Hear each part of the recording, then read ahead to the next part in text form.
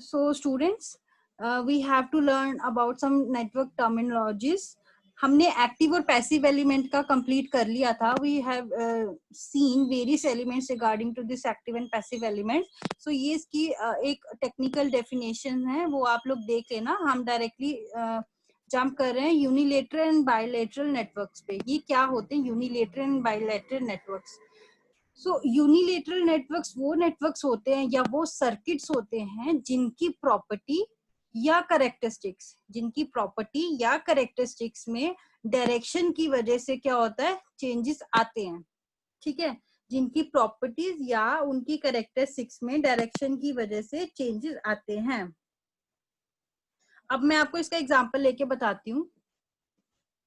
हम एग्जांपल से चीजें समझेंगे. ये रहा आपका एग्जाम्पल. अब ये कुछ ग्राफ जैसा दिख रहा है, घबराना मत. अब क्या होता है, हमारे पास एक डायोड होती है. डायोड आप लोगों को मैंने बताया था एक एक्टिव एलिमेंट है हमारे पास. अब वो डायोड को जब हम उसकी बाइसिंग करते हैं, ये बाइसिंग का मतलब क्या होता है? बाइसिंग का मतलब ये होता है जब उसमें से करंट पास करके उस डायोड की करेक्टरिस्टिक्स को रीड करने का ट्राई करते हैं, उससे हमें जो एंड रिजल्ट मिलता है उसका एक ग्राफ प्लॉट हुआ है. सो ये चीजें आप आगे जाके पढ़ोगे, ये बट एग्जाम्पल में है तो मैं आपको समझा रही हूँ. अब जब ग्राफ प्लॉट होता है ना, तो इधर यहाँ पे क्या होता है, ये जो यहाँ ये वाला पॉइंट है ना, ये वाला curve, it is showing that अगर हम जो इसकी बाइसिंग यानी जो करंट देने का काम अगर हम क्या करते हैं, पॉजिटिव पॉइंट से नेगेटिव पॉइंट पे करते हैं. एक second. Okay, now we are continuing. Okay, I think so आपकी अभी वॉल्यूम क्लियर है. ठीक है. सो अब क्या है, अब मैंने बताया, अब हम क्या कर रहे हैं, एक नेटवर्क में जो डायोड हमने लगाई है उसमें हम क्या कर रहे हैं, जो बैटरी सोर्स हमने लगाया है उसकी करंट का फ्लो हम कैसे करवा रहे हैं, पॉजिटिव से नेगेटिव. अगर हम पॉजिटिव से नेगेटिव करंट का फ्लो करवाते हैं तो उसकी प्रॉपर्टीज है ना, वो इस तरीके से जो हमें करंट का अल्टीमेट व्यू मिलेगा ना, इस तरीके से मिलेगा. और इसको बोलते क्या, फॉरवर्ड बायस. ये टेक्निकल टर्म्स अगर आप नहीं भी अभी पढ़ोगे सो कोई बात नहीं, बट आप इतना ध्यान रखो, जब हम पॉजिटिव से नेगेटिव करंट पास कराते हैं डायोड में तो उसकी प्रॉपर्टीज में फर्क पड़ता है. मींस वो इस तरीके का ग्राफ शो हो गया. अब फर्क कैसे पड़ा, जब हमने करंट सोर्स को चेंज कर दिया. चेंज मतलब उसकी डायरेक्शन को अगर हमने चेंज किया, जैसे नेगेटिव से पॉजिटिव पे हमने करंट को फ्लो करवाया. पहले हम कराते पॉजिटिव से नेगेटिव, अब हम यहाँ करा रहे हैं नेगेटिव से पॉजिटिव, तो उसकी डायरेक्शन चेंज होगी, मतलब उसकी प्रॉपर्टीज में फर्क पड़ गया. वो इस तरीके से आ गई. हमारे पास जो प्रॉपर्टीज हैं वो इस तरीके से शो होगी. मीन्स उसकी ग्राफिकल रिप्रेजेंटेशन ही अलग होगी. उसका जो ग्राफ है इस तरीके से आ रहा है, उसको बोलेंगे रिवर्स बायस. ये मैंने नाम लिख दिया, बट अगर हमें इन फ्यूचर ये टॉपिक आता है तो हम डिटेल में पढ़ेंगे. अभी आप लोग इतना याद रखो, जब हम एक डायोड को, जो मैंने बताया था एक्टिव एलिमेंट होता है, उसको हम बायसिंग करते हैं यानी करंट का फ्लो करवाते हैं, तो उसका जो ग्राफिकल रिप्रेजेंटेशन होता है कैसे होता है, अगर पॉजिटिव से नेगेटिव हमने करंट को फ्लो कराया तो उसका ग्राफ इस तरीके से हमें शो होता है, और अगर नेगेटिव टू पॉजिटिव तो इस तरीके से. अल्टीमेटली कहने का मतलब ये है दैट इसकी प्रॉपर्टीज में चेंज आ रहा है. एक डायरेक्शन में इसका ग्राफ इस तरीके से फ्लो कर रहा है, और एक तरीके से जब हम डायरेक्शन चेंज कर देते हैं तो इसका ग्राफ इस तरीके से फ्लो कर रहा है. सो यूनिलेटरल का मतलब यही है कि जब हमारे पास हमारे मतलब किसी भी मतलब जैसे हम कोई भी ऐसी चीज करते हैं, डायरेक्शन चेंज करते हैं या फिर उसके ऑपरेशनल पॉइंट को चेंज कर देते हैं तो हमारे पास चेंज आता है, उसको हम कहते हैं यूनिलेटरल एलिमेंट और अ सर्किट. ठीक है. सो ये था इसका एग्जांपल. अब हम इसी के साथ बायलेटरल नेटवर्क को भी करते हैं कंटिन्यू. बायलेटरल का मतलब क्या है, ये ऐसा नेटवर्क है whose प्रॉपर्टी और कैरेक्टरिस्टिक्स आर सेम. क्या रहती है, सेम. उसमें क्या होती है, change. Same in either direction. अब इसका मतलब क्या है वो समझते हैं वाया एग्जाम्पल. अब आप सबकी स्क्रीन के सामने ये नेटवर्क दिख रहा है आपको. इस नेटवर्क में घबराना मत. होता कैसे, नेटवर्क बनाया कैसे, मैं थोड़ा सा बता दूं. ये हमने बैटरी सोर्स लगाया है जो पॉजिटिव से नेगेटिव, जैसे हमने बताया. अगर ये जो बड़ा साइड होता है इसको बोलते हैं पॉजिटिव साइड, ये होता है नेगेटिव साइड. इस तरीके से एक बैटरी सोर्स के साथ कई बैटरीज लग सकती हैं, ये आप लोग सीखोगे. ये जो इस तरीके की रिप्रेजेंटेशन है, रेजिस्टर की रिप्रेजेंटेशन है, या इसको रेजिस्टेंस ऑफ रेजिस्टर भी कहा जाता है। इंडक्टर मैंने बताया था इस तरीके से दिखता है, और ये भी रेजिस्टेंस है। ठीक है, ये हमने मतलब लगा दिया एक सर्किट में। Just for an example I took this circuit. अब क्या होता है, अगर हम यहाँ पे करंट का फ्लो इस तरीके से कराएं, पॉजिटिव से लेके हम करंट का नेगेटिव में फ्लो करवाएं, मींस इस तरीके से डायरेक्शन हमारी क्या हो, क्लॉकवाइज हो। ये क्लॉकवाइज हो गया ना डायरेक्शन हमारी। हाँ, अगर हमारी डायरेक्शन क्लॉकवाइज हो तो क्या इसकी प्रॉपर्टी में कोई फर्क पड़ेगा? मतलब अगर ये रेजिस्टेंस का काम है डायरेक्शन ऑफ करंट को अपोज करना, क्या ये वो काम करना बंद कर देगा? क्या इंडक्टर का काम है जो हमारे पास यहाँ पे जो सर्किट में मतलब लगा के जो इसका प्रॉपर्टीज है, क्या वो चेंज हो जाएगी? क्या ये वाला रेजिस्टेंस चेंज करना मतलब काम करना बंद कर देगा?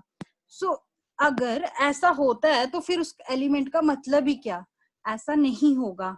अगर हम पॉजिटिव से नेगेटिव करंट फ्लो कराएं या नेगेटिव से पॉजिटिव करंट फ्लो कराएं, तो इसकी प्रॉपर्टीज या इसकी कैरेक्टरिस्टिक्स में कोई भी चेंज नहीं आएगा। क्यों नहीं आएगा? क्योंकि ये काम वही करेगा जो ये करता आया है। इसके मतलब इसकी जो मतलब एग्जैक्ट जो इसकी कैरेक्टरिस्टिक्स डिफाइंड हुई है, जिसके लिए ये बनाया गया है, उसकी प्रॉपर्टी में कोई फर्क नहीं आएगा। चाहे करंट यहाँ से चेंज करो चाहे वहां से करो। और वहां क्या होता था यूनिलेटर में, हमारे पास अगर हम पॉजिटिव से नेगेटिव वोल्टेज कर रहे हैं या नेगेटिव से पॉजिटिव, उसकी करंट में फर्क आ जाता था। ठीक है, ये चीज याद रखना। और नेक्स्ट है हमारे, ये हो गया यूनिलेटरल की एग्जांपल, ये bilateral, and the other one is linear and non linear circuits. ठीक है, अब लीनियर सर्किट्स कौन से होते हैं? वो सर्किट्स होते हैं in which the value of the circuit parameters, that is resistance, capacitance, inductance do not change with the value or level of voltage or current flowing throughout the circuit. What is the meaning of this statement? We will learn while doing some example. अब आपके सामने ये जो circuit दिख रहा है, अब मैंने क्या किया, एक रेजिस्टेंस लगा दिया, एक इंडक्टर लगा दिया, एक कैपेसिटर। देखो कैपेसिटर को इस तरीके से सर्किट में लगाया जाता है। ठीक है, ये आ गया हमारे पास वोल्टेज सोर्स, इसको बोलते हैं हाँ वोल्टेज सोर्स। अब प्लस माइनस का ध्यान रखना, जब भी सर्किट बनाओगे ये वाली चीज आपको हमेशा आपको लिखनी पड़ती है कि जो करंट का फ्लो हो रहा है कौन सी डायरेक्शन से हो रहा है। ठीक है, मतलब आपको ये सिंबल्स के साथ ये शाइन पोलैरिटी को शो करना पड़ता है। ठीक है, अब आप क्या करते हो, आप वोल्टेज दे रहे हो यहाँ से या फिर करंट पास करा रहे हो, उसकी वजह से आप यहाँ पे जा रहे हैं। सपोज आपका ये जो रेजिस्टर है ना, आपका 2 ओम का है, 2 ओम का रेजिस्टर है या 3 ओम का कह लो, मैंने जैसे एग्जांपल में लिखा 2 ओम का है। अब इसकी वजह से क्या हो रहा है, जो वोल्टेज आ रही है अब या करंट आ रहा है, अब क्या ये इसकी वैल्यू चेंज हो जाएगी? इट मींस अगर ये 2 ओम का रेजिस्टर है तो क्या ये 4 ओम का बन जाएगा? क्या ये 6 ओम का बन जाएगा? As it will increase the value और it will decrease the value. अगर ये इंडक्टर है, इसकी वैल्यू चेंज हो जाएगी। मतलब क्या कैपेसिटर है जो इसकी वैल्यू एक पर्टिकुलर दी है, क्या वो चेंज हो जाएगा? ऐसा होगा? अगर ऐसा नहीं होगा, एक लीनियर एलिमेंट, जो ये लीनियर एलिमेंट में कंसिडर करते हैं हम लोग इनको, अगर इनमें हम करंट या वोल्टेज को पास करें तो ये जो एलिमेंट्स हमने लगाए हैं सर्किट में, इनकी वैल्यू चेंज नहीं होती है, ये नहीं होनी ही चाहिए। अगर ये पैरामीटर्स, इनके पैरामीटर्स, बेसिकली टेक्निकल टर्म में क्या बोलेंगे, इनके पैरामीटर्स पे कोई इफेक्ट नहीं पड़ता। पैरामीटर इन द सेंस जो इनकी वैल्यूज हैं, जो पर्टिकुलरली इनको बनाते वक्त हम लोगों ने मतलब डिसाइडेड होती हैं, प्री डिसाइडेड होती हैं। if there will be no effect on the parameters while supplying of the voltage or current in the circuit, then that element will be considered as linear element and the circuit will considered as linear circuit. अब इसकी एक और example मैं आपको बताती हूँ। जैसे आपने ओम्स लॉ पढ़ा था, ओम्स लॉ में हम लोग क्या करते थे, एक ग्राफ देखते थे, विद द टाइम एक लीनियर ग्राफ हम लोगों को आता था। जैसे मतलब करंट की वैल्यू निकालते जाते थे, वोल्टेज मतलब पता होती थी, और फिर हमें एक पर्टिकुलर रेजिस्टेंस मिलता था। जिन लोगों को नहीं भी याद है, डोंट गेट वरी, हम लोगों को बस इतना याद रखना है, जब हम मतलब ओम्स लॉ पढ़ते हैं तो हमें एक जो ग्राफिकल रिप्रेजेंटेशन मिलती है, वो मिलती है एक स्ट्रेट लाइन की। लीनियर का मतलब क्या होता है, अपने दिमाग में एक चीज डालो, एक पर्टिकुलर स्ट्रेट लाइन मिल रहा है विद अ कांस्टेंट टाइम। और एक और चीज मैं बता दूं, आइडियली ये चीज पॉसिबल नहीं होती है। लीनियरिटी जो होती है ना, वो बहुत ज्यादा आइडल केस में हम लोग टच कर सकते हैं, पॉसिबल नहीं है। अभी एक और आप लोग इसको और अच्छे से क्लियर करोगे, मैं आपको बताती हूँ। नॉन लीनियर सर्किट्स क्या होते हैं? अब नॉन लीनियर इसके साथ ही पढ़ेंगे। नॉन लीनियर सर्किट्स वो होते हैं जिनके पैरामीटर क्या हो जाए, चेंज हो जाए।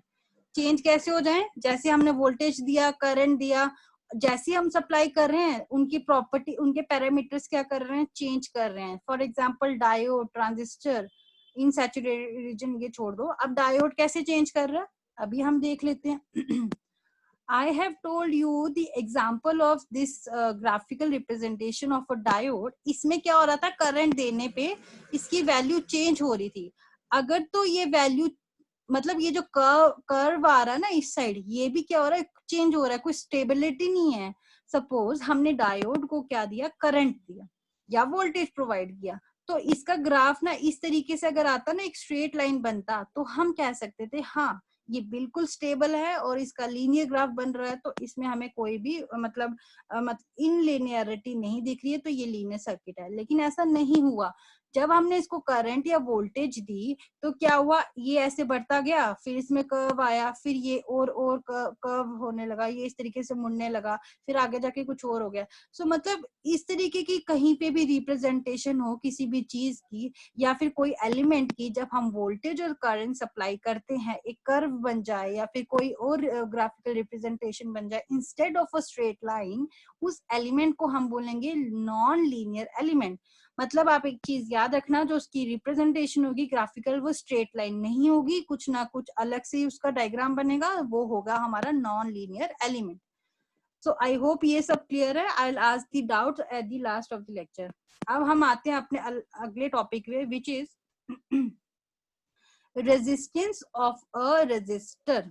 अब रेजिस्टेंस ऑफ अ रेजिस्टर, एक चीज याद रखना, रजिस्टर जो है एलिमेंट है, जो मैंने आप लोगों को कल मतलब पिक्चर्स में बताया था, जिसमें कलर्स बने होते हैं।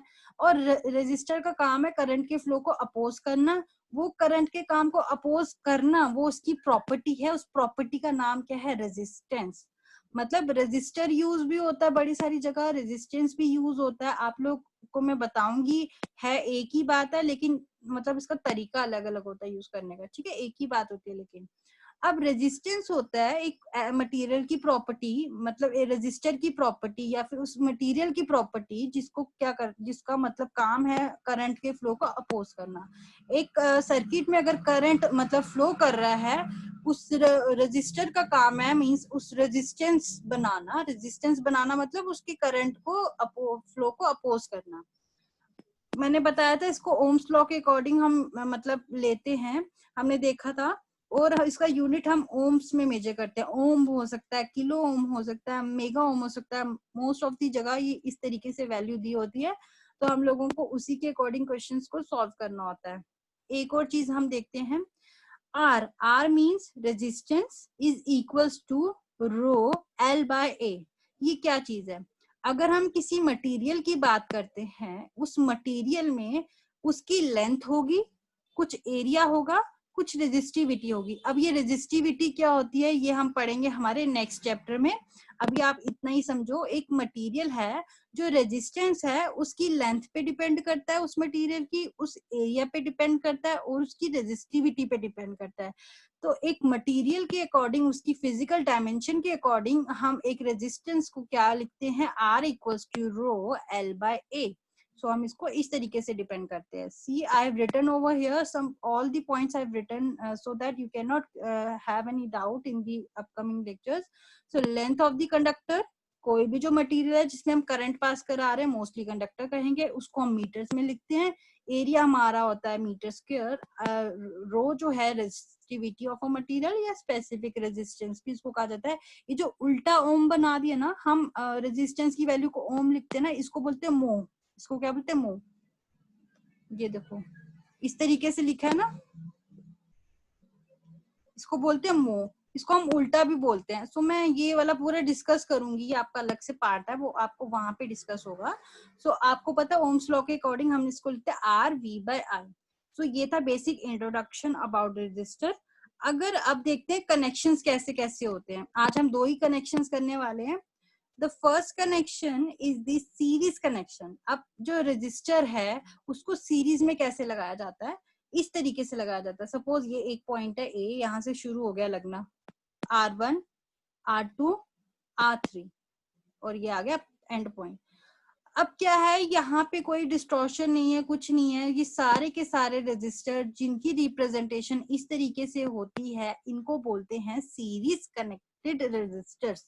क्या बोलते हैं, सीरीज कनेक्टेड रजिस्टर। इसका मतलब क्या होता है कि हमारे पास अब क्या है, सपोज ये मैंने सिर्फ एग्जांपल दी है, ये जस्ट एन बेसिक एग्जांपल है, और भी मतलब सीरीज मतलब जब हम सॉल्व करेंगे न्यूमेरिकल पार्ट तो आप लोगों को और भी क्लियर होगा कि कैसे कैसे सीरीज कनेक्शंस होते हैं। ये बेसिक एग्जांपल है बस।